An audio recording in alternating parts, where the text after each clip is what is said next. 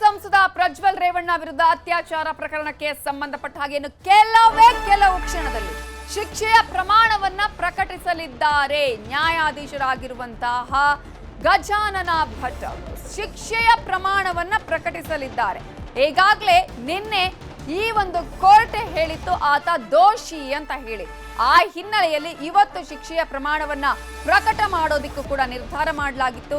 ಅದೇ ರೀತಿಯಾಗಿ ಶಿಕ್ಷೆಯ ಪ್ರಮಾಣ ಎಷ್ಟು ಅನ್ನುವಂತಹ ಕುತೂಹಲಕ್ಕೆ ಕೆಲವೇ ಕ್ಷಣದಲ್ಲಿ ಇದೀಗ ಉತ್ತರ ಸಿಗಲಿದೆ. ಜನಪ್ರತಿನಿಧಿಗಳ ವಿಶೇಷ ಕೋರ್ಟ್ನಲ್ಲಿ ಮಧ್ಯಾಹ್ನದ ವೇಳೆಗೆ 11:30ರ ವೇಳೆಗೆ ಅಲ್ಲಿ ಮತ್ತೆ ವಾದ ಪ್ರತಿವಾದಗಳನ್ನು ಕೂಡ ಮಾಡಲಾಗುತ್ತೆ ಅಂತ ಹೇಳಿದ್ರೆ ಶಿಕ್ಷೆಯ ಪ್ರಮಾಣದ ವಿಚಾರಕ್ಕೆ ಸಂಬಂಧಪಟ್ಟ ಹಾಗೆ ಒಂದು ಕಡೆ ಸರ್ಕಾರಿ ವಿಶೇಷ ಅಭಿಯೋಜಕರು ಅವರು ಶಿಕ್ಷೆಯ ಪ್ರಮಾಣವನ್ನ ಜಾಸ್ತಿ ಮಾಡಿ ಕಾರಣ ಜೀವಾವಧಿ ಶಿಕ್ಷೆವರೆಗೂ ಕೊಡಿ ಅಂತ ಹೇಳಿ ಕೇಳ್ಕೊಳ್ತಾರೆ. ಇದು ಸಾಮಾನ್ಯವಾದ ಪ್ರಕರಣ ಅಲ್ಲ, ಪ್ರಭಾವದ ಒಂದು ವ್ಯಕ್ತಿ ಈತ. ಹಾಗಾಗಿ ಇದು ಎಲ್ಲರಿಗೂ ಮಾದರಿ ಆಗಬೇಕು, ಮುಂದಿನ ದಿನಗಳಲ್ಲಿ ಇಂತಹ ಹೀನ ಕೃತ್ಯ ನಡೆಸಬಾರ್ದು ಅಂತ ಹೇಳಿ ಮನವಿ ಮಾಡ್ಕೊಳ್ತಾರೆ. ಪ್ರಜ್ವಲ್ ರೇವಣ್ಣ ಅವರ ಹತ್ರನೂ ಕೂಡ ನಂತರ ನ್ಯಾಯಾಧೀಶರು ಕೇಳ್ತಾರೆ ನಿಮ್ಗೆ ಏನಾದ್ರೂ ಹೇಳೋದಕ್ಕೆ ಇದೆ ಅಂತ ಹೇಳಿದಂತಹ ಸಂದರ್ಭದಲ್ಲಿ ಆತ ನನ್ನ ಮೇಲೆ ರಾಜಕೀಯ ಷಡ್ಯಂತ್ರವನ್ನ ಮಾಡಲಾಗಿದೆ ಅನ್ನುವಂತಹ ವಿಚಾರವನ್ನ ಹೇಳ್ತಾನೆ. ಆದ್ರೆ ಈಗಾಗಲೇ ಆತ ದೋಷಿ ಅನ್ನೋದು ಸಾಬೀತಾಗಿದೆ.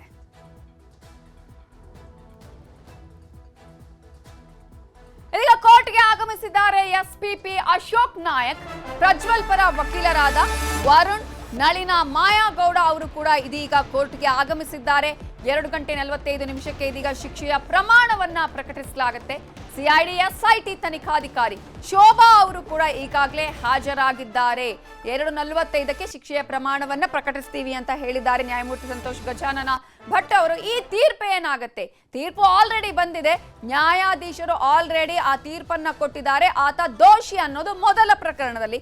ಮನೆ ಕೆಲಸದ ಆಕೆಯ ಮೇಲೆ ಅತ್ಯಾಚಾರವನ್ನ ಮಾಡಿರುವಂತದ್ದು ಈ ವಿಚಾರಕ್ಕೆ ಸಂಬಂಧಪಟ್ಟ ಹಾಗೆ ಇದೀಗ ಪ್ರಜ್ವಲ್ ರೇವಣ್ಣ ದೋಷಿ ಅನ್ನೋದು ತೀರ್ಪು ಬಂದಿದೆ. ಬಟ್ ಶಿಕ್ಷೆಯ ಪ್ರಮಾಣ ಎಷ್ಟು ಅನ್ನೋದು ಇನ್ನು ಕೆಲವೇ ಕ್ಷಣದಲ್ಲಿ ಗೊತ್ತಾಗಲಿದೆ. ಈ ಹಿನ್ನೆಲೆಯಲ್ಲಿ ಕೋರ್ಟ್ಗೆ ಆಗಮಿಸಿದ್ದಾರೆ ಎಸ್ಪಿಪಿ ಅಶೋಕ್ ನಾಯಕ್, ಪ್ರಜ್ವಲ್ ಪರ ವಕೀಲರಾದ ಅರುಣ್, ನಳಿನಾ ಮಾಯಾಗೌಡ ಹಾಗೇನೆ ಸಿಐಡಿಯ ಎಸ್ಐಟಿ ತನಿಖಾಧಿಕಾರಿ ಶೋಭಾ ಅವರು ಕೂಡ ಈಗಾಗಲೇ ಹಾಜರಾಗಿದ್ದಾರೆ. ಇದೇ ವಿಚಾರಕ್ಕೆ ಸಂಬಂಧಪಟ್ಟಾಗ ಇನ್ನಷ್ಟು ಡೀಟೇಲ್ಸ್ ಅನ್ನ ಕೊಡೋದಕ್ಕೆ ನಮ್ಮ ರಿಪೋರ್ಟರ್ ಮಂಜು ಆರ್ಯ ಈಗ ನೇರ ಸಂಪರ್ಕದಲ್ಲಿ ಜಾಯ್ನ್ ಆಗಿದ್ದಾರೆ. ಮಂಜು ಆರ್ಯ, ನಿನ್ನೆನೆ ಪ್ರಜ್ವಲ್ ರೇವಣ್ಣ ಮೊದಲ ಪ್ರಕರಣದಲ್ಲಿ ಮನೆ ಕೆಲಸದ ಆಕೆ ಮೇಲೆ ಅತ್ಯಾಚಾರ ಮಾಡಿದಂತಹ ಪ್ರಕರಣಕ್ಕೆ ಸಂಬಂಧಪಟ್ಟ ಹಾಗೆ ದೋಷಿ ಅನ್ನುವಂತಹದ್ದು ಸಾಬೀತಾಗಿದೆ. ಶಿಕ್ಷೆಯ ಪ್ರಮಾಣವನ್ನ ಈಗಾಗಲೇ ಇನ್ನು ಕೆಲವೇ ಕ್ಷಣದಲ್ಲಿ ಕೂಡ ನ್ಯಾಯಾಧೀಶರು ಪ್ರಕಟ ಮಾಡಲಿದ್ದಾರೆ. ಈಗ ಅಲ್ಲಿ ಸದ್ಯಕ್ಕೆ ಏನೇನಾಗ್ತಾ ಇದೆ, ಜೊತೆಗೆ ಏನಾಗುವ ಚಾನ್ಸಸ್ ಇದೆ, ಎಷ್ಟರ ಮಟ್ಟಿಗೆ ಶಿಕ್ಷೆ ಪ್ರಮಾಣ ಘೋಷಿಸುವಂತಹ ಸಾಧ್ಯತೆಗಳಿದೆ?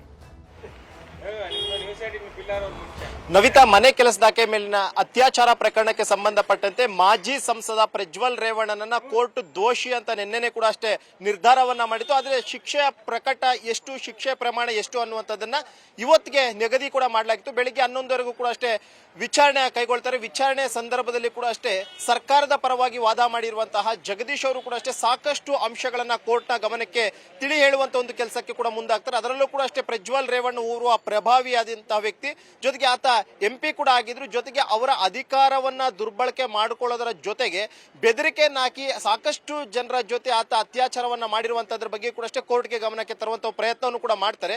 ಜೊತೆಗೆ ಇಲ್ಲಿ ಪ್ರಮುಖವಾಗಿ ಮನೆ ಕೆಲಸದಾಕೆಯಿಂದ ಆಕೆ ಅವರ ಮನೆಯಲ್ಲಿ ಫಾರ್ಮ್ ಹೌಸ್ ನಲ್ಲಿ ಕೆಲಸ ಮಾಡ್ತಿರ್ತಾಳೆ. ಆಕೆಗೆ 10,000 ರಿಂದ 20,000 ರೂಪಾಯಿ ಪ್ರತಿ ತಿಂಗಳು ಕೂಡ ಸಂಬಳ ಕೊಡ್ತಿರ್ತಾಳೆ. ಬಡತನದಲ್ಲಿದ್ದಂತಹ ಆಕೆ ಮೇಲೆ ಇವರು ನಿರಂತರವಾಗಿ ಅತ್ಯಾಚಾರ ಮಾಡಿದ್ದಷ್ಟೇ ಅಲ್ಲದೆ ಅದನ್ನ ವಿಡಿಯೋ ಚಿತ್ರೀಕರಣವನ್ನು ಕೂಡ ಮಾಡಿಕೊಂಡು ಆಕೆಗೆ ಬ್ಲಾಕ್ ಮೇಲ್ ಮಾಡುವಂತ ಒಂದು ಕೆಲಸಕ್ಕೂ ಕೂಡ ಮುಂದಾಗಿದ್ರು. ಆ ಒಂದು ಕಾರಣಕ್ಕೋಸ್ಕರ ಕೇವಲ ಅತ್ಯಾಚಾರ ಪ್ರಕರಣ ಅಷ್ಟೇ ಅಲ್ಲದೆ IT ಆಕ್ಟ್ ಅಡಿಯಲ್ಲೂ ಕೂಡ ಈಗಾಗಲೇ ನಾವು ಕೇಸನ್ನ ರಿಜಿಸ್ಟರ್ ಮಾಡಿದೀವಿ. ಅದಕ್ಕೆ ಪೂರಕವಾದಂತಹ ಸಾಕ್ಷ್ಯಗಳನ್ನ ಕಲೆ ಹಾಕಿದೀವಿ. ಗೀತ ಕೇವಲ ಸಾಮಾನ್ಯ ವ್ಯಕ್ತಿ ಅಷ್ಟೇ ಅಲ್ಲದೆ ರಾಜಕೀಯವಾಗಿ ಕೂಡ ಸಾಕಷ್ಟು ಇನ್ಫ್ಲೂಯೆನ್ಸ್ ಇದ್ದಂತ ವ್ಯಕ್ತಿ ಮತ್ತು ಶ್ರೀಮಂತ ಕೂಡ ಅನ್ನುವಂಥದ್ದನ್ನು ಕೂಡ ಹೇಳಿದರೆ. ಎಲ್ಲೋ ಒಂದು ಕಡೆ ಇವತ್ತು ನ್ಯಾಯಾಲಯ ಕೊಡುವಂತಹ ತೀರ್ಪು ಪ್ರತಿಯೊಂದು ವ್ಯಕ್ತಿಗೂ ಕೂಡ ಅಷ್ಟೇ ಮಾದರಿಯಾಗಬೇಕು, ಇಂತಹ ಅತ್ಯಾಚಾರಿಗಳಿಗೆ ಮಾದರಿ ಆಗಬೇಕು ಅನ್ನೋ ನಿಟ್ಟಿನಲ್ಲಿ ಜೀವಾವಧಿ ಶಿಕ್ಷೆಯನ್ನ ಕೊಡುವಂತ ನಿಟ್ಟಿನಲ್ಲಿ ಕೂಡ ಅಷ್ಟೇ ವಾದವನ್ನ ಮಂಡನೆ ಮಾಡ್ತಾರೆ. ಅವರು ಕೂಡ ಅಷ್ಟೇ ಸುದೀರ್ಘವಾಗಿ ಸುಮಾರು 20-25 ನಿಮಿಷಗಳ ಕಾಲ SPP ಅವರು ಕೂಡ ವಾದ ಮಾಡ್ತಾರೆ. ವಾದದ ಸಂದರ್ಭದಲ್ಲಿ ಆ ಒಂದು ಮನೆ ಕೆಲಸದ ಆಕೆ ಮೇಲೆ ಆದಂತಹ ಅತ್ಯಾಚಾರದ ಬಗ್ಗೆ ಆಗಿರ್ಬೋದು, ಮತ್ತೆ ಆಕೆ ಪಡ್ತಿರುವಂತಹ ನೋವಿನ ಬಗ್ಗೆ ಆಗಿರ್ಬೋದು, ಆಕೆ ಹಿಂದೆಯೂ ಕೂಡ ಅಷ್ಟೇ ಈ ಒಂದು ಪ್ರಕರಣದಲ್ಲಿ ದೂರು ಕೊಡೋದಕ್ಕೂ ಕೂಡ ಹಿಂದೆ ಆಗ್ತಾ ಇದ್ಲು. ಆ ರೀತಿಯಾಗಿ ಆಕೆಗೆ ಬೆದರಿಕೆಯನ್ನು ಹಾಕಿದ್ದಾರೆ. ಜೊತೆಗೆ ಆಕೆ ಆತ್ಮಹತ್ಯೆಯನ್ನ ಮಾಡ್ಕೊಳ್ಳುವಂತ ಒಂದು ಹಂತಕ್ಕೂ ಕೂಡ ಹೋಗಿ ಬಂದಿದ್ದಾಳೆ. ಇದೆಲ್ಲವನ್ನೂ ಕೂಡ ಅಷ್ಟೇ ಕೂಲಂಕುಷವಾಗಿ ಪರಿಶೀಲನೆ ಮಾಡಬೇಕು. ಜೊತೆಗೆ ಆಕೆಗೆ ಒಂದಷ್ಟು ಪರಿಹಾರ ಅಂತ ಹೇಳ್ಬಿಟ್ಟು, ಯಾಕಂದ್ರೆ ಆಕೆ ಬಡವಳಾಗಿದ್ದಂತ ಕಾರಣಕ್ಕೋಸ್ಕರ ಆಕೆ ಜೀವನ ಮಾಡೋದು ಇವತ್ತು ಕೂಡ ಅಷ್ಟೇ ಕಷ್ಟ ಆಗ್ತಿದೆ. ಆ ಒಂದು ಕಾರಣಕ್ಕೋಸ್ಕರ ಆಕೆಗೆ ಸೂಕ್ತವಾದಂತಹ ಪರಿಹಾರದ ಜೊತೆಗೆ ಪ್ರಜ್ವಲ್ ರೇವಣ್ಣಗೆ ಜೀವಾವಧಿ ಶಿಕ್ಷೆಯನ್ನ ಕೊಡಬೇಕು ಅನ್ನುವಂಥ ಒಂದು ವಾದವನ್ನು ಕೂಡ ಅಷ್ಟೇ SPP ಅವರು ಮಾಡ್ತಾರೆ.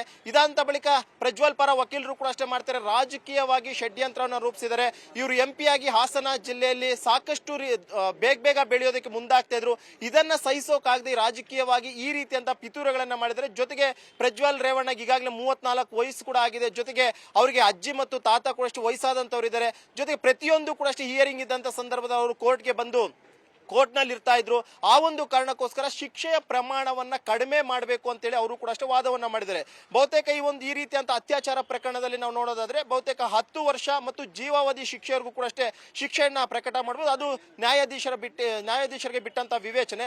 ಆದ್ರೆ ಈ ಪ್ರಕರಣದಲ್ಲಿ ಈಗಾಗಲೇ ದೋಷಿ ಅಂತ ಕನ್ಸಿಡರ್ ಆಗಿರುವಂತಹ ಕಾರಣಕ್ಕೋಸ್ಕರ ಈಗಾಗಲೇ ಸಂತೋಷ್ ಗಜಾನನ್ ಭಟ್ ಅವರು ಎಷ್ಟು ವರ್ಷಗಳ ಕಾಲ ಶಿಕ್ಷೆಯನ್ನ ಪ್ರಕಟ ಮಾಡ್ತಾರೆ ಅನ್ನುವಂಥದ್ದು ಇನ್ನೇನು ಕೆಲವೇ ಕ್ಷಣದಲ್ಲಿ ಗೊತ್ತಾಗುತ್ತೆ. ಸದ್ಯಕ್ಕೆ ಪ್ರಜ್ವಲ್ ರೇವಣ್ಣ ಪರ ವಕೀಲರು ಕೂಡ ಕೋರ್ಟ್ಗೆ ಹಾಜರಾಗಿದ್ದಾರೆ. ಮತ್ತೊಂದು ಕಡೆ SPP ಕೂಡ ಈಗಾಗಲೇ ಕೋರ್ಟ್ಗೆ ಹಾಜರಾಗಿದ್ದಾರೆ. ಮತ್ತು CID SIT ತನಿಖಾಧಿಕಾರಿಗಳು ಮತ್ತು ಅವರ ಟೀಮ್ ಕೂಡ ಈಗಾಗಲೇ ಕೋರ್ಟ್ಗೆ ಹಾಜರಾಗಿದೆ. ವಾದ ಮತ್ತು ಪ್ರತಿವಾದ ಎರಡೂ ಕೂಡ ಅಷ್ಟೇ ಬೆಳಿಗ್ಗೆನೇನು ಕೋರ್ಟ್ ಅವರ್ನಲ್ಲಿ ಮುಕ್ತಾಯ ಆಗಿದೆ. ಈಗ ಕೇವಲ ತೀರ್ಪನ್ನ ಮಾತ್ರ ಕಾಯ್ದಿರಿಸಿರುವಂತದ್ದು.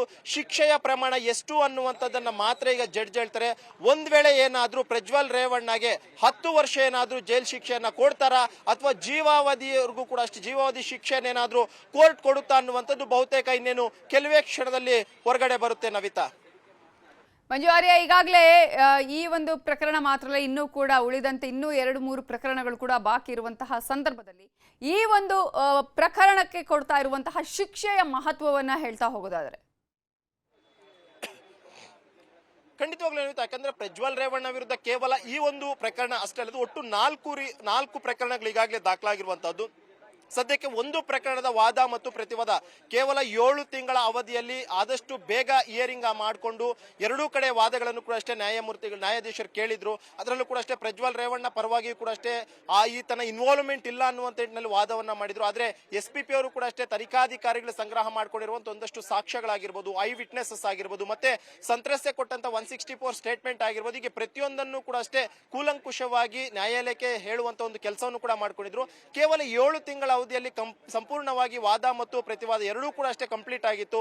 ಕೇವಲ ಈ ಒಂದು ಪ್ರಕರಣದ ಏನು ತನ್ನ ಮನೆ ಕೆಲಸದಾಕೆ ಮೇಲೆ ನಡೆದಂತಹ ಅತ್ಯಾಚಾರ ಪ್ರಕರಣದಲ್ಲಿ ಮಾತ್ರ ಒಂದು ಪ್ರಕರಣದ ತೀರ್ಪನ್ನ ಇವತ್ತು ಕೊಡ್ತಾ ಇರುವಂತದ್ದು. ಇನ್ನೂ ಕೂಡ 3 ಕೇಸಸ್ ಪೆಂಡಿಂಗ್ ಇದೆ. ಆ 3 ಕೇಸ್ಗಳು ಕೂಡ ಅಷ್ಟೇ ಹಿಯರಿಂಗ್ ಹಂತದಲ್ಲಿರುವಂತಹ ಕಾರಣಕ್ಕೋಸ್ಕರ ಮುಂದಿನ ದಿನಗಳಲ್ಲಿ ಒಂದು ದೊಡ್ಡ ಮಟ್ಟದ ಶಾಕಿಂಗ್ ಅಂತ ಹೇಳ್ಬೋದು.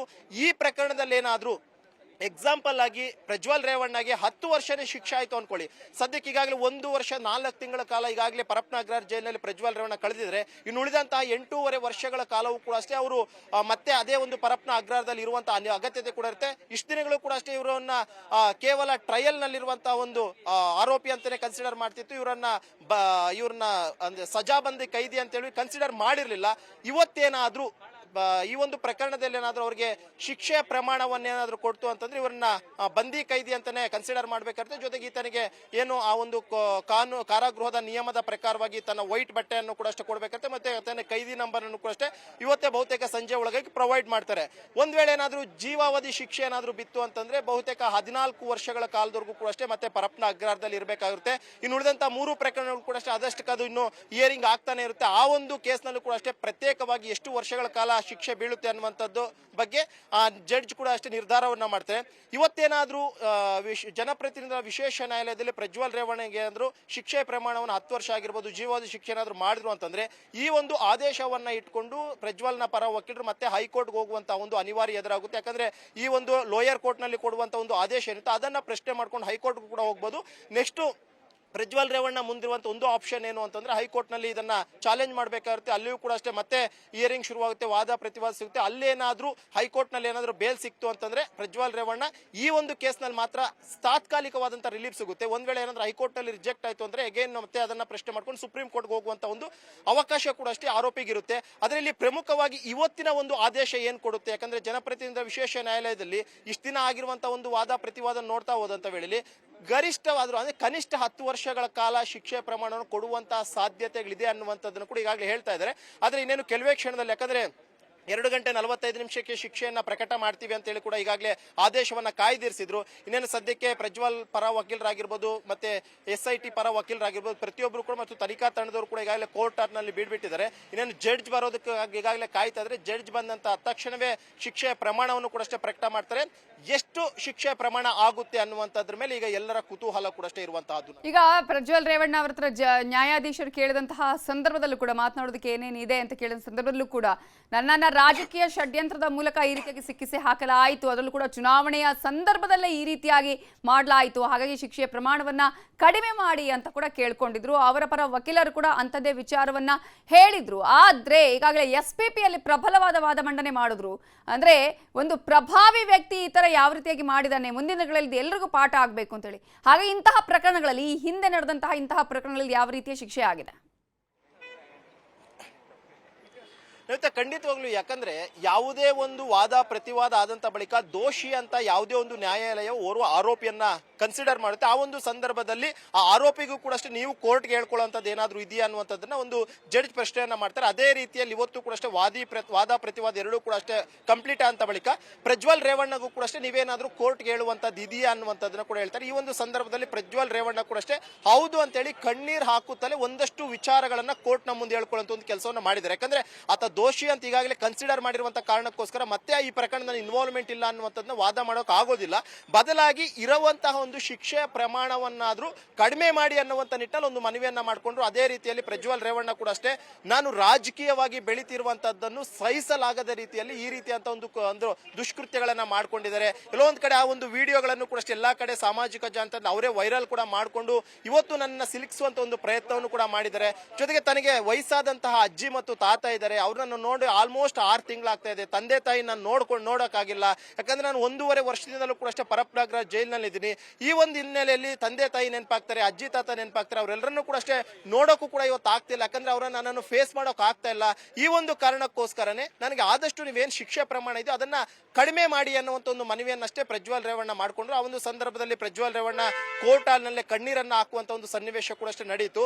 ಇಲ್ಲೊಂದ್ ಕಡೆ ಆರೋಪಿಯ ಒಂದು ಸ್ಟೇಟ್ಮೆಂಟ್ ಫೈನಲ್ ಆಗಿ ಏನ್ ಹೇಳ್ತಾರೆ ಅನ್ನೋದು ಕೇಳಬೇಕಾಗಿತ್ತು. ಆ ಒಂದು ಕಾರಣಕ್ಕೋಸ್ಕರ ಜಡ್ಜ್ ಕೇಳಿದ್ರೆ ಆದ್ರೂ ಕೂಡ ಅಷ್ಟೇ ಜಡ್ಜ್ ಪ್ರಜ್ವಲ್ ರೇವಣ್ಣ ಒಂದು ಹೇಳಿಕೆಯನ್ನ ದಾಖಲು ಮಾಡ್ಕೊಂಡಿದ್ದ ಅಂತ ಬಳಿಕ ನಾನು ತೀರ್ಪನ್ನ ಪ್ರಕಟ ಮಾಡ್ತೀನಿ ಅಂತ ಹೇಳಿದರೆ, ಇನ್ನು ನಾವು ಈ ಹಿಂದೆ ಒಂದಷ್ಟು ಪ್ರಕರಣಗಳನ್ನ ಅತ್ಯಾಚಾರದಂತಹ ಒಂದು ಗಂಭೀರವಾದಂತಹ ಪ್ರಕರಣಗಳನ್ನಾಗಿರ್ಬೋದು ಮತ್ತು ಆ ಅತ್ಯಾಚಾರ ಪ್ರಕರಣದಲ್ಲಿ ವಾದ ಪ್ರತಿವಾದ ಆದಂತಹ ಸಂದರ್ಭದಲ್ಲಿ ಯಾವೆಲ್ಲ ಸಾಕ್ಷ್ಯಾಧಾರಗಳನ್ನ ಕ್ರೋಢೀಕರಿಸಿದ್ರು, ಯಾವೆಲ್ಲ ಸಾಕ್ಷಿಗಳನ್ನ ಕೋರ್ಟ್ಗೆ ಪ್ರೊವೈಡ್ ಮಾಡಿದ್ರು, ಐ ವಿಟ್ನೆಸಸ್ ಕೊಟ್ಟಂತಹ ಸ್ಟೇಟ್ಮೆಂಟ್ ಆಗಿರ್ಬೋದು ಮತ್ತು ಅತ್ಯಾಚಾರಕ್ಕೊಳಗಾದಂತಹ ಸಂತ್ರಸ್ತೆ ಕೊಟ್ಟಂತಹ ಒಂದು ಹೇಳಿಕೆಗಳಾಗಿರ್ಬೋದು, ಒಂದಷ್ಟು ಸ್ಥಳ ಮಾಜೂರು ಟೈಮ್ ನಲ್ಲಿ ಸಿಕ್ಕಂತಹ ಒಂದಷ್ಟು ಸಾಕ್ಷ್ಯಗಳಾಗಿರ್ಬೋದು, ಇದೆಲ್ಲವನ್ನು ಕೂಡ ಕ್ರೋಢೀಕರಿಸಿಕೊಂಡು ಕೊಟ್ಟಿರುವಂತಹ ಒಂದಷ್ಟು ಸ್ಟೇಟ್ಮೆಂಟ್ ಮತ್ತು ಒಂದಷ್ಟು ಶಿಕ್ಷೆ ಪ್ರಮಾಣ ನೋಡ್ತಾ ಅಂದ್ರೆ ಆಲ್ಮೋಸ್ಟ್ 10 ರಿಂದ 14 ವರ್ಷದವರೆಗೂ ಕೂಡ ಅಷ್ಟೇ ಶಿಕ್ಷೆ ಪ್ರಮಾಣಗಳಾಗಿರುವಂತಹ ಸಾಧ್ಯತೆಗಳು ಈ ಹಿಂದಿನ ಪ್ರಕರಣದಲ್ಲಿ ಜಾಸ್ತಿ ಇದೆ. ಆ ಒಂದು ನಿಟ್ಟಿನಲ್ಲಿ ಈ ಒಂದು ಪ್ರಕರಣ ನಾವು ತಾಳೆ ಹಾಕಿ ನೋಡುವಂತದ್ದಾದ್ರೆ ಬಹುತೇಕ ಈ ಒಂದು ಅತ್ಯಾಚಾರದಂತಹ ಪ್ರಕರಣವನ್ನ 10 ವರ್ಷದವರೆಗೂ ಕೂಡ ಅಷ್ಟೇ ಕನಿಷ್ಠ ಶಿಕ್ಷೆ ಪ್ರಮಾಣ ಇದೆ. ಅದು ಗರಿಷ್ಠ ಎಷ್ಟಕ್ಕಾದ್ರೂ ಹೋಗ್ಬೋದು, 14 ವರ್ಷ ಆಗಿರ್ಬೋದು ಅಥವಾ ಜೀವಾವಧಿ ಶಿಕ್ಷೆಯನ್ನು ಕೂಡ ಅಷ್ಟೇ ವಿಧಿಸಬಹುದು. ಇದು ಜಡ್ಜ್ ನ ವಿವೇಚನೆಗೆ ಬಿಟ್ಟಿರುವಂತಹ ಒಂದು ವಿಚಾರ. ಆದ್ರೆ ಇಲ್ಲಿ ಈ ಒಂದು ಪ್ರಕರಣದಲ್ಲಿ ನೋಡ್ತಾ ಇದ್ರೆ ಬಹುತೇಕ 10 ವರ್ಷದವರೆಗೂ ಕೂಡ ಅಷ್ಟೇ ಶಿಕ್ಷೆ ಪ್ರಮಾಣ ಇರುವಂತಹ ಸಾಧ್ಯತೆ ಇದೆ. ಬಹುತೇಕ ಪ್ರಜ್ವಲ್ ರೇವಣ್ಣಗೆ 10 ವರ್ಷನೇ ಜೈಲು ಶಿಕ್ಷೆ ಆಗುತ್ತಾ ಅಥವಾ ಏನಾದ್ರೂ ಜೀವಾವಧಿ ಶಿಕ್ಷೆಗೆ ಏನಾದ್ರೂ ಕೋರ್ಟ್ ಕೊಡುತ್ತಾ ಅನ್ನುವಂಥದ್ದು ಸಾಕಷ್ಟು ಕುತೂಹಲಕ್ಕೆ ಎಡೆ ಮಾಡಿಕೊಟ್ಟಿರುವಂತದ್ದು. ಜೊತೆಗೆ SPP ಅವರು ಕೂಡ ಅಷ್ಟೇ ವಾದ ಮಾಡ್ತಿರುವಂತಹ ಸಂದರ್ಭದಲ್ಲಿ ಹೇಳಿರುವಂತಹದ್ದು ಇವತ್ತು ಕೋರ್ಟ್ ಕೊಡುವಂತ ಒಂದು ಆದೇಶ ಏನಿದೆ ಇದು ಮಾದರಿ ಆಗಬೇಕು, ಸಮಾಜಕ್ಕೆ ಒಂದು ಒಳ್ಳೆಯ ಸಂದೇಶವನ್ನ ಕಳಿಸುವಂತಹ ಒಂದು ಆದೇಶ ಇದಾಗಬೇಕು. ಯಾಕಂದ್ರೆ ಈ ರೀತಿಯಂತ ಅತ್ಯಾಚಾರಗಳಿಗೆ ನಾಳೆ ದಿನ ನಾವು ಅತ್ಯಾಚಾರ ಮಾಡಬಾರ್ದು ಅನ್ನುವಂಥದ್ದು ಅವ್ರ ಮನಸ್ಸಲ್ಲೇ ಬರಬೇಕು. ಯಾಕಂದ್ರೆ ಇವತ್ತು ಕೊಡುವಂತ ಒಂದು ಆದೇಶದ ಮೇಲೆ ಒಂದು ರೀತಿ ಸಮಾಜವನ್ನ ಬದಲಾವಣೆ ಮಾಡುವಂತ ಸಾಧ್ಯತೆಗಳಿರುತ್ತೆ ಅನ್ನುವಂತ ನಿಟ್ಟಿನಲ್ಲಿ ಕೂಡ ಅಷ್ಟೇ SPP ಅವರು ವಾದ ಮಾಡ್ತಿದ್ರು. ಆ ಒಂದು ನಿಟ್ಟಿನಲ್ಲಿ ಬಹುತೇಕ ಕೋರ್ಟ್ ಯಾವ ರೀತಿ ಅಂತ ಜಡ್ಜ್ಮೆಂಟ್ ಅನ್ನ ಕೊಡುತ್ತೆ, ಒಂದ್ ವೇಳೆ 10 ವರ್ಷನೇ ಕೊಡುತ್ತಾ, ಜೀವಾವಧಿ ಕೊಡುತ್ತಾ ಏನು ಅನ್ನುವಂಥದ್ದನ್ನ ಬಹುತೇಕ ಇನ್ನೇನು ಕೆಲವೇ ಕ್ಷಣದಲ್ಲಿ ನಾವು ನೋಡ್ತೀವಿ. ಜೊತೆಗೆ ಈ ಎಲ್ಲವೂ ಕೂಡ ಅಷ್ಟೇ ಆದ ಮೇಲೆ ಒಂದ್ ವೇಳೆ ಏನಾದ್ರೂ 10 ವರ್ಷನೇ ಕೊಟ್ಟರು ಅಂತ ವೇಳೆಯಲ್ಲಿ ಬಹುತೇಕ ಪ್ರಜ್ವಲ್ ರೇವಣ್ಣ ಸದ್ಯಕ್ಕೆ ಕೋರ್ಟ್ ಹಾಲ್ ನಲ್ಲಿದ್ರೆ ಪ್ರಜ್ವಲ್ ರೇವಣ್ಣನ ನೇರವಾಗಿ ಪೊಲೀಸರು ತಮ್ಮ ಕಸ್ಟಡಿಗೆ ಪಡ್ಕೊಂಡು ನೇರವಾಗಿ ಕೋರ್ಟ್ ಹಾಲ್ ನಿಂದ ಪರಪ್ನ ಅಗ್ರಹಾರಕ್ಕೆ ಕರ್ಕೊಂಡು ಹೋಗ್ತಾರೆ. ಅಲ್ಲಿ ಇಷ್ಟ ದಿನ ಕೂಡ ಇವರು ಟ್ರಯಲ್ ನ ಕೈದಿಯಾಗಿದ್ರು. ಆದ್ರೆ ಈಗ ಅವರು ಅಲ್ಲಿ ಸಜಾಬಂದಿ ಕೈದಿಯಾಗಿ ಕನ್ವರ್ಟ್ ಆಗ್ತಾರೆ. ಯಾಕಂದ್ರೆ ಒಂದು ಪ್ರಕರಣದಲ್ಲಿ ಶಿಕ್ಷೆ ಆದ್ರೂ ಕೂಡ ಅಷ್ಟೇ ಅವರು ಸಜಾಬಂದಿ ಕೈದಿ ಆಗ್ತಾರೆ. ಬಹುತೇಕ ಇವತ್ತು ಸಂಜೆ ವೇಳೆಗೆ ಅವ್ರಿಗೆ ಸಜಾಬಂದಿ ಕೈದಿಗೆ ಕೊಡುವಂತ ಒಂದು ನಂಬರ್ ಅನ್ನು ಕೂಡ ಅಷ್ಟೇ ಕೊಡ್ತಾರೆ. ಇದಂತ ಬಳಿಕ ಆತನ ಇಷ್ಟ ದಿನ ಕೂಡ ಅಷ್ಟೇ ಯಾವುದೇ ರೀತಿಯಂತ ಬಟ್ಟೆಯನ್ನು ಕೂಡ ಹಾಕೊಳ್ಳೋದಕ್ಕೆ ಅಧಿಕಾರ ಇರ್ತಾ ಇತ್ತು, ಯಾವುದೇ ಒಂದು ಬಟ್ಟೆಯನ್ನು ಕೂಡ ಧರಿಸಬಹುದಾಗಿತ್ತು. ಆದ್ರೆ ಈತನಿಗೆ ಒಂದ್ಸಲಿ ಏನಾದ್ರೂ ಆತ ಕನ್ವಿಕ್ಟೆಡ್ ಪ್ರಿಸನ್ ಅಂತ ಅಂದ್ರೆ ಅವ್ರಿಗೆ ನೆಕ್ಸ್ಟ್ ಆತ ಏನು ಕಾರಾಗೃಹ ನಿಯಮಾವಳಿಯಲ್ಲಿರುವಂತಹ ಒಂದು ಡ್ರೆಸ್ ಕೋಡ್ ಇರುತ್ತೆ, ಆ ಒಂದು ಡ್ರೆಸ್ ಕೋಡ್ ನಲ್ಲಿ ಆತ ಇರುವಂತಹ ಒಂದು ಅನಿವಾರ್ಯತೆ ಕೂಡ ಎದುರಾಗುವಂತಹದ್ದು Navitha. Okay, thank you Manju Arya. Detail